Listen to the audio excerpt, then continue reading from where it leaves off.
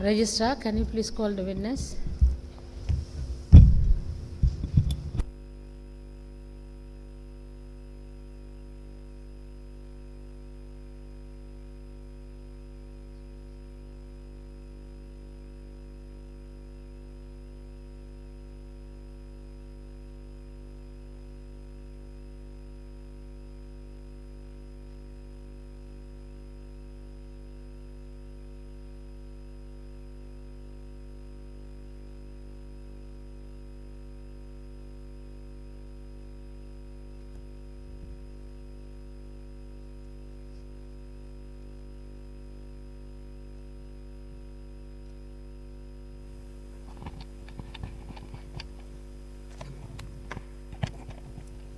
Good afternoon, Mr. Witness. Yes, afternoon. Okay.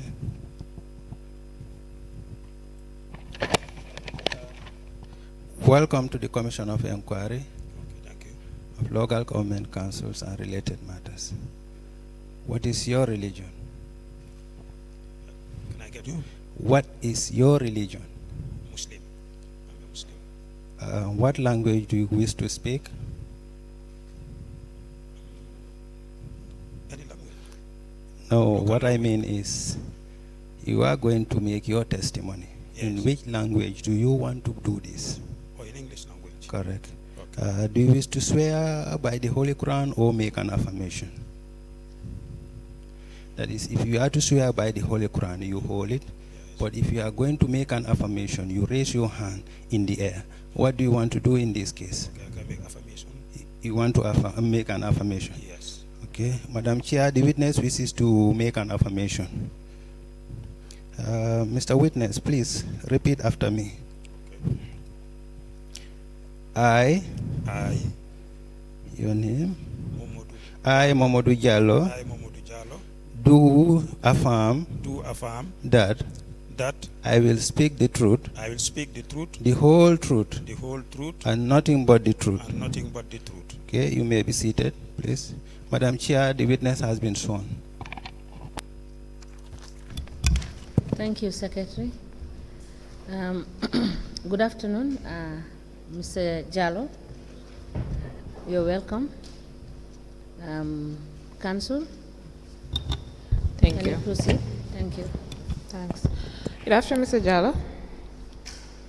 Yes, thank you. Can you please state your names for the record? My name's Momodu Jallo. Okay, where do you live?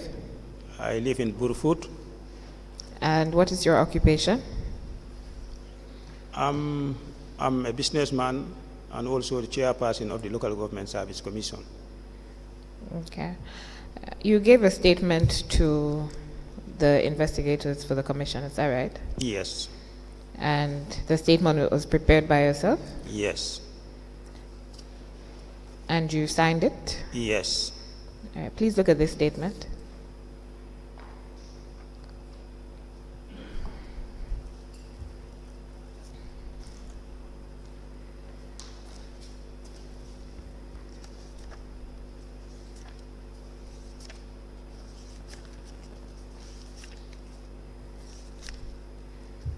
Is that the Yes. statement that you Yes, gave? that's my statement. And you adopted as part of your evidence before the commission? Yes. Chairperson, I applied to tender the statement of the witness that has been identified and adopted. Very well, Council.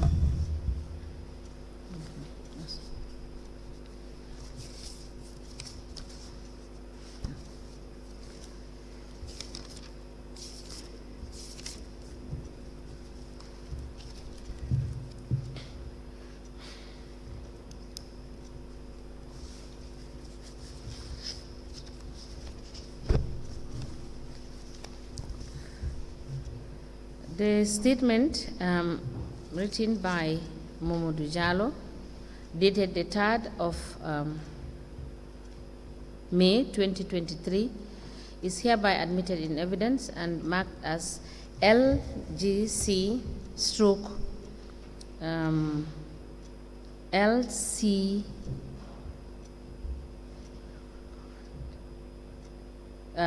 sorry, let me take that one again. The statement made by Momodou Jallo, dated the 3rd of May 2023, is hereby admitted and marked as LGC MJ 001. As the Commission pleases. Now, Mr. Jallo, you have stated you have said in your statement that you were hired by the area councils in June 1983 after you completed your secondary education. Yes. Did you do any further educational courses after your secondary education? Yes. Okay, can you tell us about that? I went to GTTI from 1988 to 1992 to pursue the AAT accounting level 3 certificate. Then from there in 2002-2003, I went to the University of Birmingham, where I obtained a master's degree in governance and development management. Thank you. You've stated that you worked with the councils from 1983 to 2013 until you took voluntary retirement. Yes. Did you only work with the area councils? Did you work anywhere else afterwards, other than the commission? From 1983 to 2013, I've worked in the area council uninterrupted. Okay. Can you take us through your 30-year career with the area councils? Where did you start and how did you move on? Yeah, I was first appointed revenue collector in 1983, June, in Basse Area Council. From there, I was transferred to Kerawan Area Council, where I served most of my career. From 84 to 1998, I was in Kerawan. Then in 1998, around April, I was transferred to Birkama Area Council as assistant treasurer. Then in 1999, I was transferred back to Kerawan as the treasurer, which is equivalent to the director of finance. Okay. Then in 2002, I was transferred and promoted to the position of local government officer, which was later changed to the CEO, office of the CEO, in 2002 at the Kuntauri Area Council. I was CEO from 2002 to 2013 when I took voluntary retirement. When I retired, I was also hired on contract by the ministry to serve as director of governance, where I have served for 3 years. In 2016, I opted also to leave.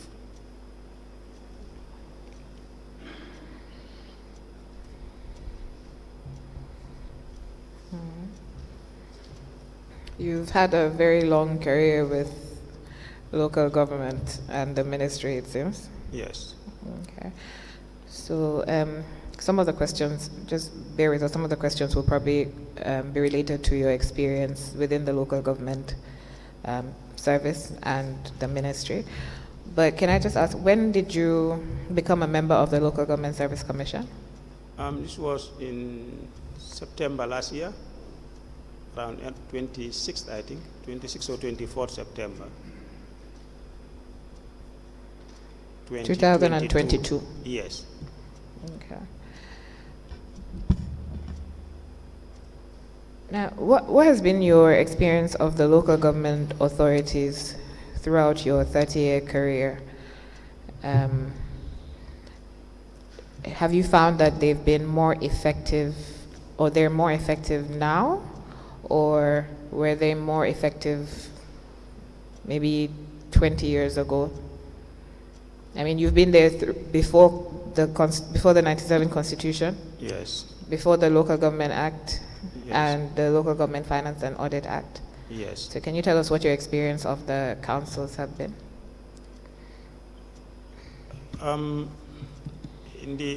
Before the 1997 constitution, we had the area councils. They were poorly staffed, not by highly educated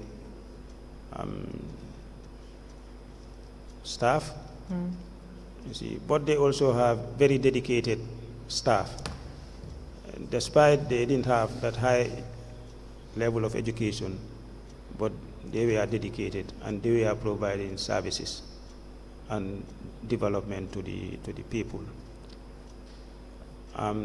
Then after we had this decentralization program, when it started, a lot of consultations were made.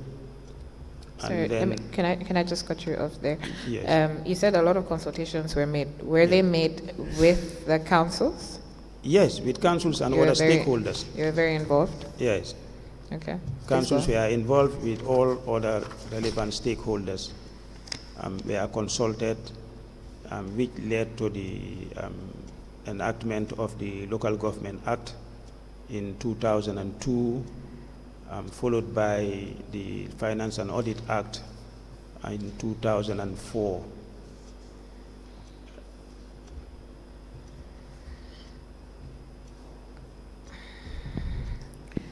Now, you said that the councils didn't have very educated staff at the time, but they had very dedicated staff. Yes. And they were able to provide development services for the community. Yes. Have you found that it was better then, as in the services that were being provided were better then than now? Or perhaps give us an example of the type of services that were being provided at that time. Yeah, at that time, like in the rural councils, they will do roads, they will do culverts, you see, they construct seed stores, a host of projects, you see, buildings, school buildings, and all those things. Was this before the 97 Constitution? Yes, before the 1997 Constitution. And how did they do this? I mean, so now I know we have the village development committees, we have the ward development committees, but at that time, what was the structure with the local government authorities? No, by then, there was nothing like this VDCs and WDCs, village development and ward development committees. You see, but councils were working through with their councillors. You see, councillors would come up with their projects, submitted to council, and then the council will have their plan and then implement projects based on their plans. And during that period also, there was close monitoring of the area councils. Then we used to have a very vibrant inspectorate unit at the ministry, which was closely monitoring the local councils. All the area councils were being monitored, inspectors were hired, you see, and then they were doing regular monitoring. I think that also helped, you see, councils to deliver. And during that time, when the inspectorate was monitoring and inspecting, were there enforcement mechanisms for when the councillors or the councils were not carrying out their functions as required? Yeah, of course, because then I can say the inspectors were even feared. You see, when they say the inspectors are coming, everybody will try to put his house in order. Okay. You see, and that also contributed. You see. Yeah, that's good to hear. Yes. What about the relationship between the people and their councillors? How was that regulated? Since there was no WDC, no VDC, how did the councillors relate with the people to plan development, etc.? Well, I couldn't elaborate. I cannot elaborate more on that because then I was a junior officer. Okay. You see, but I observed. I could recall that definitely there were projects being done, and there was close monitoring. But projects were coming from the councillors. And how were the councillors chosen prior to being elected by general adult suffrage? Yeah, the councillors were elected. They were still elected? Yes, they were elected By the people. by Okay. vote. Was there a time that who used to, or who was eligible to vote for councillors at that time? I think it was adult suffrage, Really? if I can recall. Okay. 'Cause I was Yeah, checking it was whether there only- was a time where it was compound owners that were entitled to vote. Yeah, on that some- was for the chiefs and the alcalos, I think. the chiefs and the alcalos. Yeah, It if was my memory can serve me well, it was the chief and it was the chiefs and and alcalos that yard owners, compound owners will Okay. vote. But that was revised during the Second Republic to universal adult suffrage. So you said from your in your statement that the local government authorities or councils are headed by a mayor or a chairperson, and councillors who are responsible for policy at council level. Yeah. Can you tell us more about this? Yes, as council, the way it is, the setup is you have the political wing and the administrative wing. The council is headed by an elected mayor or chairperson with ward councillors, and which are responsible of policy issues, you see, and also they have an oversight function, you see, on the administration. They also work in committees so that issues can be addressed by a smaller number before it is taken to the general body. There are committees that are established. Some are mentioned by the Act, but they can also establish committees based on the need. Okay. Do you find that, or is it the case that prior to the Act, there was still a committee system for driving policy? Yes. Okay. Yes.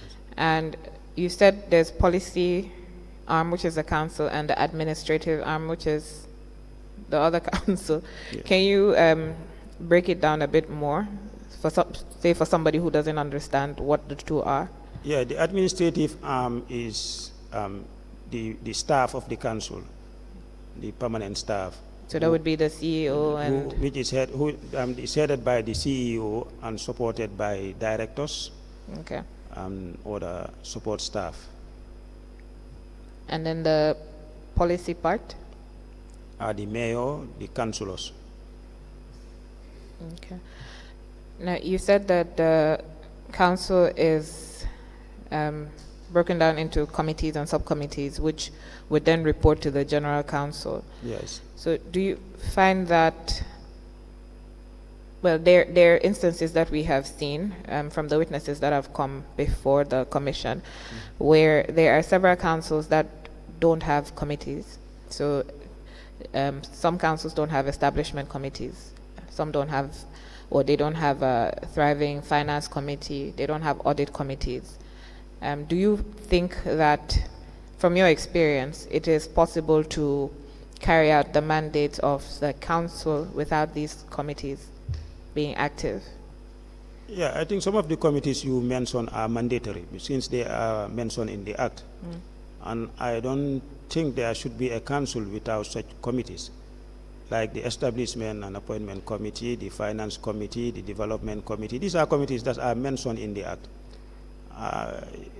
It will surprise me if there are councils, you see, There are that several they don't have. councils. Maybe they may not be effective, you see, but I think there should be committees. Are you familiar with the planning committee? Yes. So can you maybe tell us what the function of the planning committee is? That's the planning committee. Planning or development committee? Yeah, they are responsible for coordination of the development activities of the council. And helping in the development of the council development plan,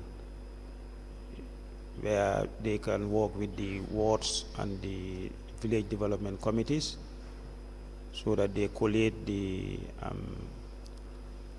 projects.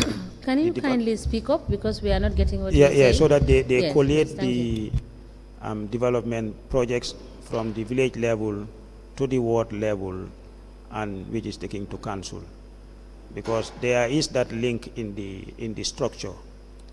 You see, because the village development committee is at the village level, then you have the ward committee, and the ward committee comprises of one female member and one male member of each village development committee.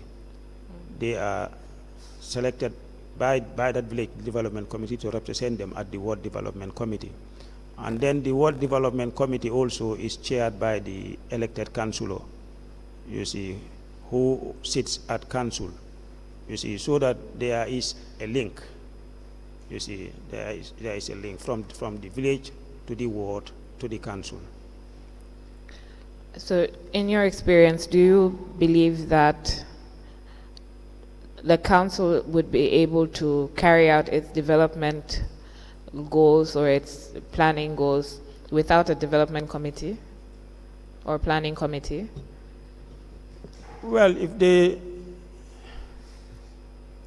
do so, it will not go in line with the decentralization objectives, because decentralization is meant to ensure participation, and if people are not involved in designing their own projects, they don't have a say in how their monies are being used.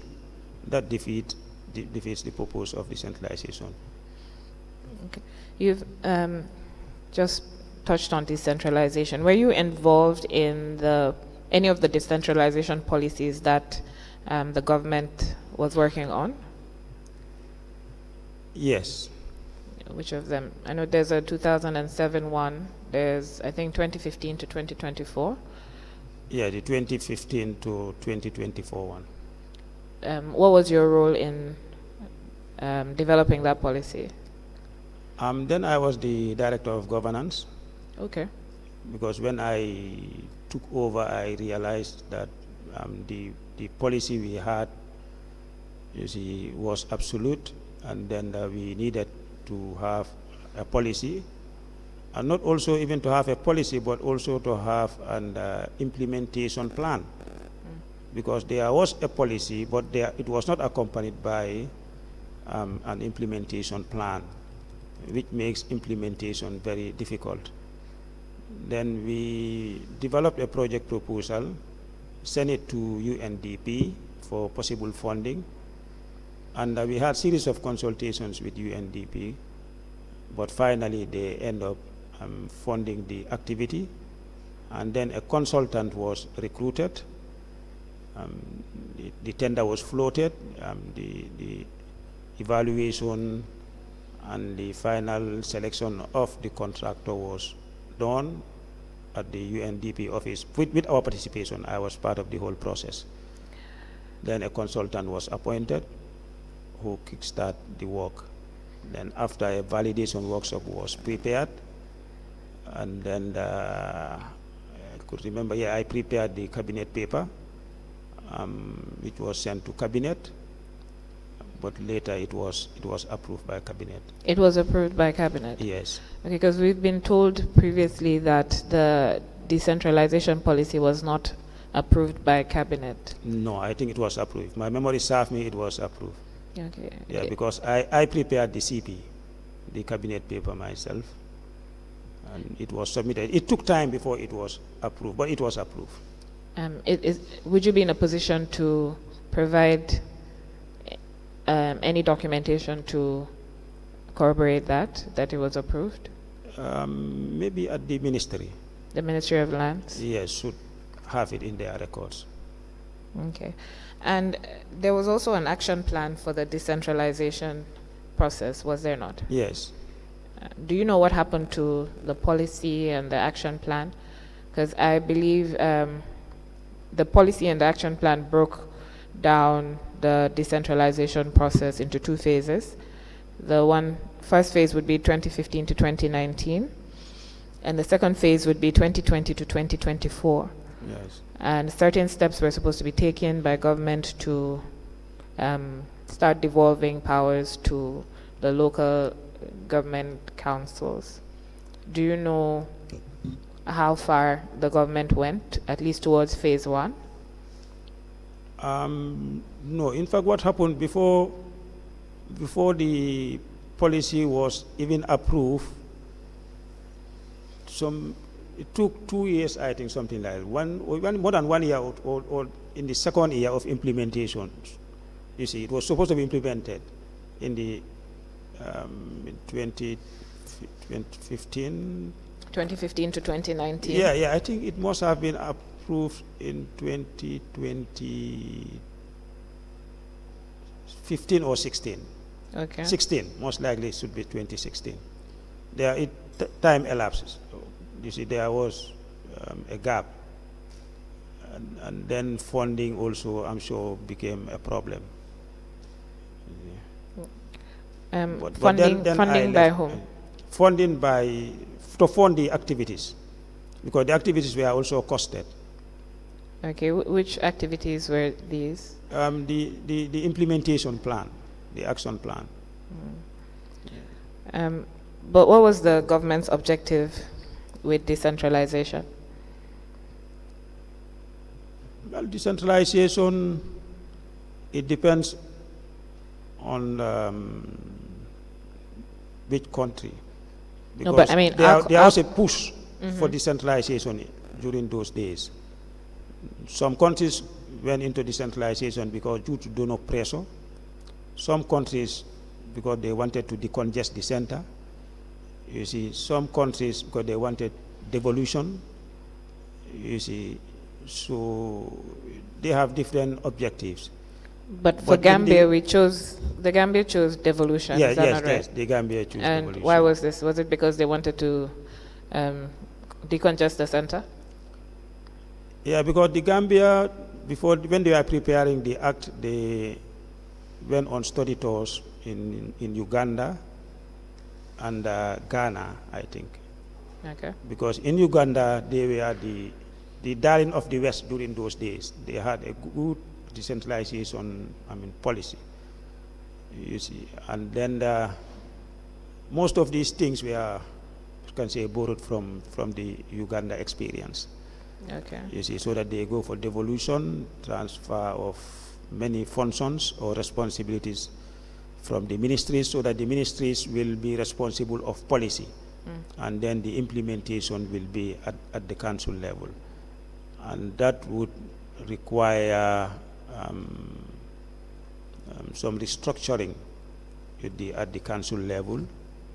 That led to changing all these positions, like having the chief executive officers, having directors, because the regional departments, directorates, they were not directorates at that time, they were regional offices.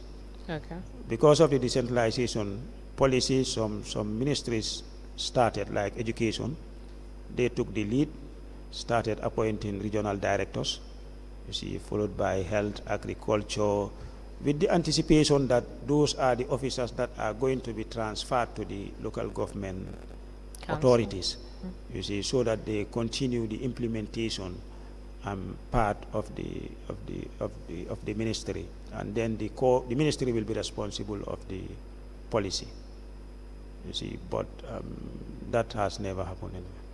And those are the only 3 ministries that established directorates in the regions? Maybe at that time, but maybe now the situation may change, because I think even other departments also have regional directors now. Yes.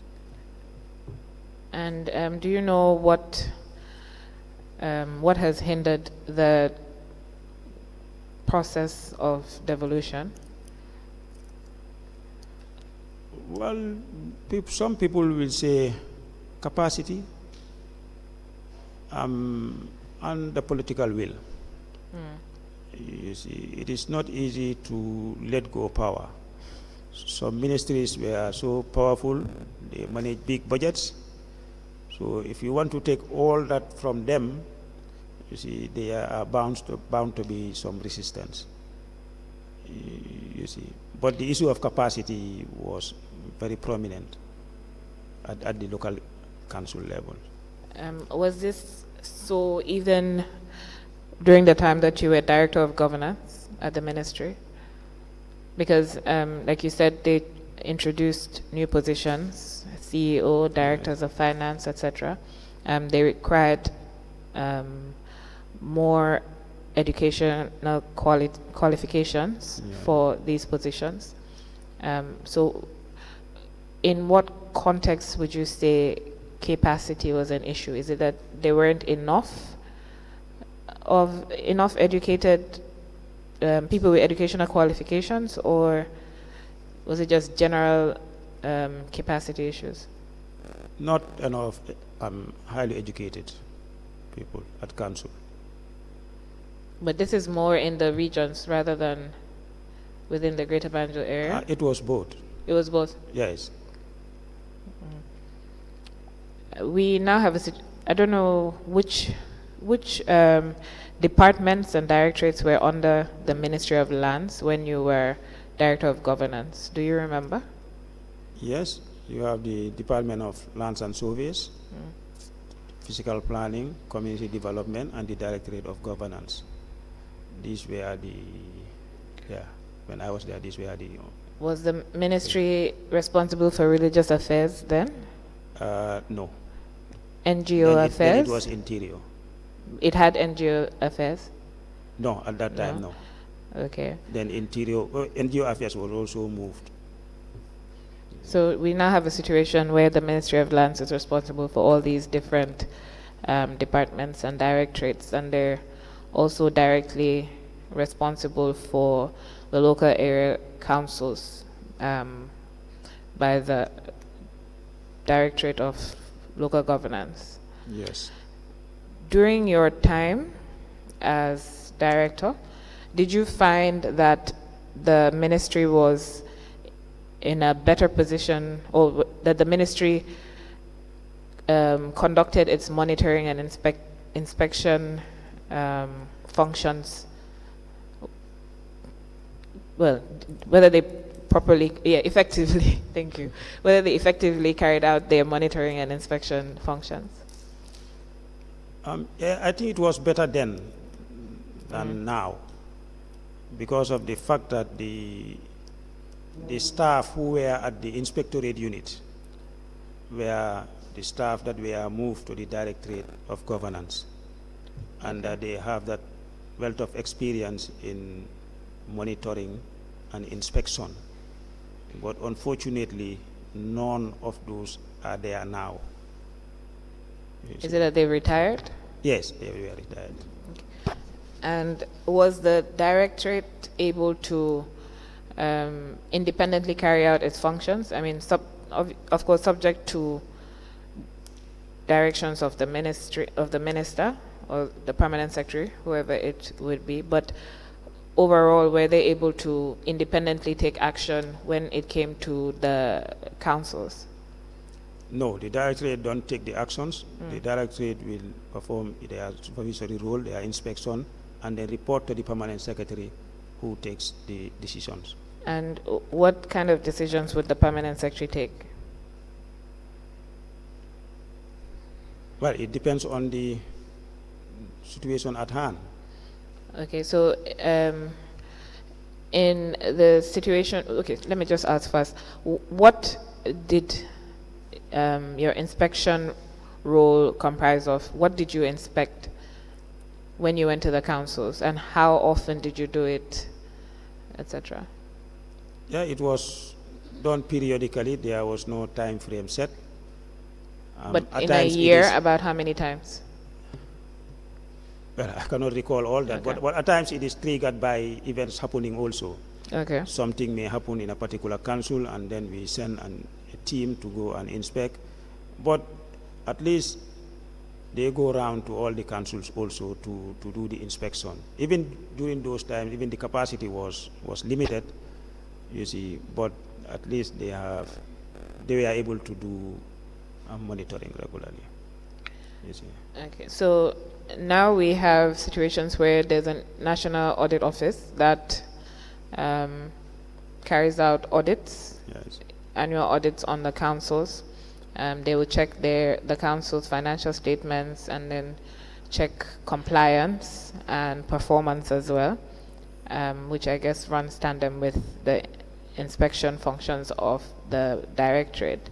And they would give a report which will detail what their findings are. So a lot of the issues of where we've seen there's no establishment committee, there's no finance committee, there's no minutes of meetings of any of the committees, there's no establishment committee. And the performance audit in the performance section in respect of the projects of the council, so like the market structures, etc. We've been able to see the status of these things from those audit reports. And these reports are sent to the ministry and other stakeholders. Now, did the directorate inspect things like this? What was at hand at that time? Yeah, at that time, all correspondence goes to the permanent secretary. It's the permanent secretary who decides, you see, what to do and what not to do, because the councils don't write direct to the directorate. The audit reports are not sent direct to the directorate, but they are sent to the permanent secretary. So when they are sent to the permanent secretary can minute it to the director of governance for them to liaise with the council concerned, you see, to come up with a management response, and then we report back to the permanent secretary. So when you get these audit reports, would you include the issues that have been highlighted in the reports for your inspections when you go to the councils for your own periodical inspections? Well, it depends. At times, no, but sometimes they do, depending on the gravity of the case. So for things like the committees of the councils, where it's been highlighted that there aren't any mandatory committees functioning in the councils, what would the directorate do in such a situation? I don't think that should happen in the first place. That should not even happen. Yes, we've established that, but And what would the reaction of the ministry or the directorate be in such an instance? Yeah, when the director is aware of such, he should report it to the permanent secretary for action. And what action would the permanent secretary take? To instruct the council to establish those committees. And what happens if they don't establish the committees? If they don't, the ministry should ensure that the council comply, because they are empowered by the act. But have you come across any situation where this has actually happened, where the ministry has instructed the council to comply in such a situation and they have not? In those days, no. Okay. Sure. Mr. Jallo, you have, in your statement, you have indicated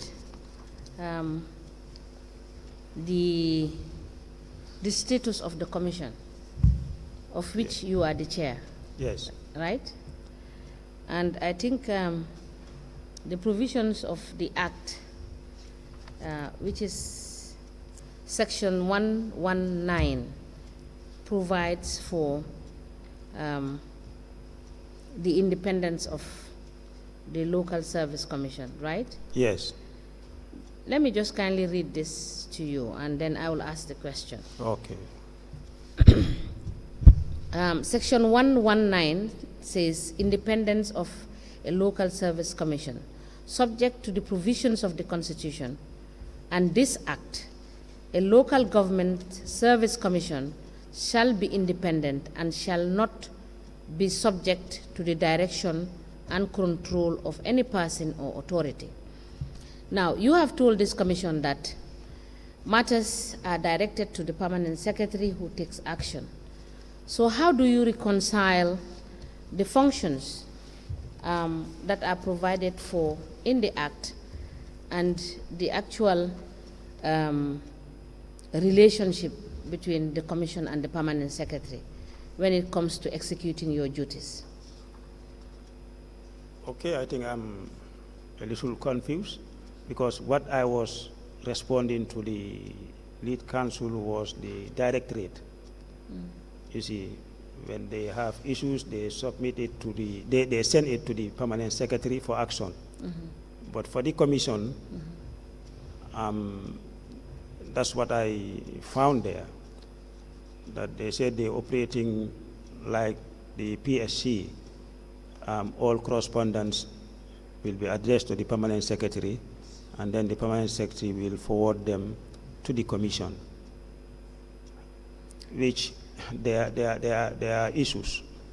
There could be issues surrounding that too, because it implies that then the Permanent Secretary determines what goes to the Commission and what doesn't go to the Commission, and when to send any issue to the Commission. For me, I think that can be revisited, you see, and come up with a more pragmatic way to reduce the bureaucracy, because that will delay actions to be taken. Yes. But the Commission also, when we have our recommendations or our decisions are made, we write to the Permanent Secretary for them to convey the decisions. Yes. When you took up as chairman of the Service Commission, Yes. Did you have the opportunity of looking at the Act to understand what your roles and responsibilities are? Yes. And I believe that you have averted your mind to Section 119, correct? Yes. And did you at any time discuss with the Permanent Secretary as to, the conflict in the rules? Yes, we've discussed it. We've even discussed it with the PSC. You? Because we even discussed this issue with the PSC, Yes. the Public Service Commission, Yes. because when we came in as the new commission, we felt it necessary to have a courtesy call on the Public Service Commission to learn best practice from them and sort of an orientation, which was very successful. And then these issues were discussed during that meeting. And then they, according to PSC, they have their secretariat, but correspondence goes to the PMO. You see, the permanent secretaries will write not directly to the PSC, but they write to the PMO. And then the PMO will forward them to the commission through the secretariat. And when they have decisions, the decisions are also conveyed, you see, by the PMO. So that was the approach they said the ministry can also do. But I think they were suggesting the directorate to play a role in that. Which directorate? The Directorate of Local Governance. But the Directorate of Local Governance, being the secretariat, temporal, it's supposed to be a temporal arrangement, cannot play a double role. They cannot serve as secretariat and also serve as like the PMO, what PMO is doing, because PMO is responsible for personnel. They have all information, all details about personnel, you see, but maybe the ministry don't have all that. So it will be very difficult for the directorate to do that dual responsibility. Don't you think there was a confusion about the role of the secretariat and the role of the commission? No. They are clearly spelled out, because the commission, the secretary is not a member of the commission. You see, the secretary is to take minutes and keep records, but he's not a member of the commission. How many members do you have in the commission? We have 5. And how often do you sit? Since we took over, we sat many times. Though we had some issues, challenges of sitting, but we sit very regularly. And even some members are complaining that we sit too many times. You see, I told them it's the nature of the job. When the demand is there, we have to sit. You see, but I'm sure this commission sits more frequently than the previous commissions, all the previous commissions. Now, you have also stated the functions of the establishment and appointment committee. Yes. Which is supposed to be set up by the individual councils. Yes. Which committee should deal with issues of appointment, dismissal, conditions of service, discipline of officers and other employees of the council, and any other matters connected therewith, or such other functions as the council may deem fit in the circumstance to make? Yeah, that is the establishment committee. Yes. They will sit, they will discuss, yes, but recommend to the service commission for issues of that nature. Now, given the fact that you have spent long years in the councils, Yes. and having taken on the job of the chair of the Public Service Commission, and also noting the numerous complaints and issues Yes. that are directed to your office, what has been your reaction towards making sure that the councils have this establishment and appointment committees, and not have them established, but them to be functional in order for you to be able to do your job? Yes, when we came in as commissioners, we sat and we strategized the way forward. We felt it necessary to go around countrywide to all the councils to engage them, to see firsthand what obtains on the ground, and also to dialogue with them so that they have that understanding why the commission. Because it seems there is not adequate information, you see, at council level. So we felt it prudent to go around all the country, but this coincided with then the elections were just around the corner, and we said it's better to hold on after the elections, when new councillors are elected, when new committees are established, then we can go around, engage them to have that dialogue. Then from there, because we want them to see us as partners, we are there to provide services for them. You see, we are not fighting with them or trying to exercise or too harsh authority. No, that's not the issue. We are to complement their efforts. We are providing service for them so that they embrace the commission. You see, that is our main objective. And we have the budget allocation already. Funds are already set aside for that.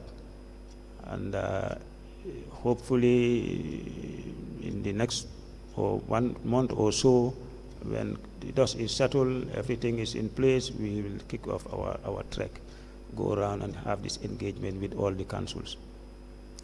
In the 8 area councils that we have, how many have you served in as CEO? I have served in Kuntaur, Janjambure, Kerawan, and Birkama. I was moved to Banjul briefly, but I did not. It was later cancelled. You said? Can you? I was briefly moved to Banjul, you see, but I did not take over even. It was cancelled. But I've worked as CEO for 4 councils.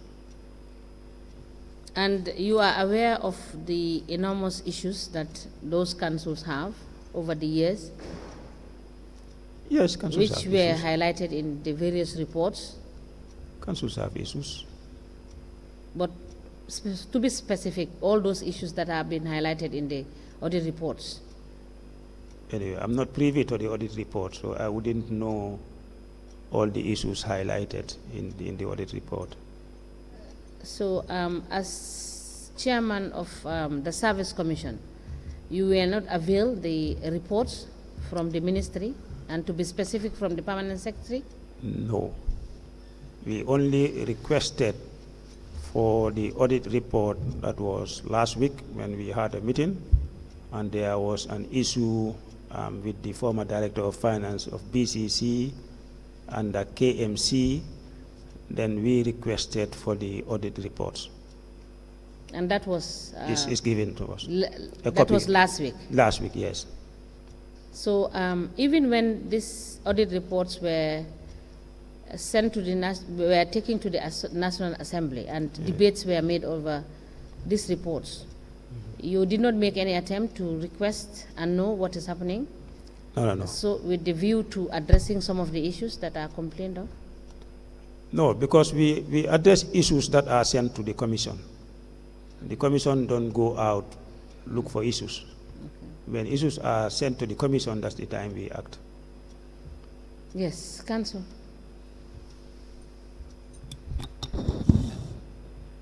Pardon? I was just going to check. It's 2 p.m., so I don't know whether anyone needs to go for prayers. Oh, okay. I did not avert my mind to the fact that it's 2. We would take a break for lunch and prayers, and we will be back in exactly an hour from now, and we may rise for the break. Thank you.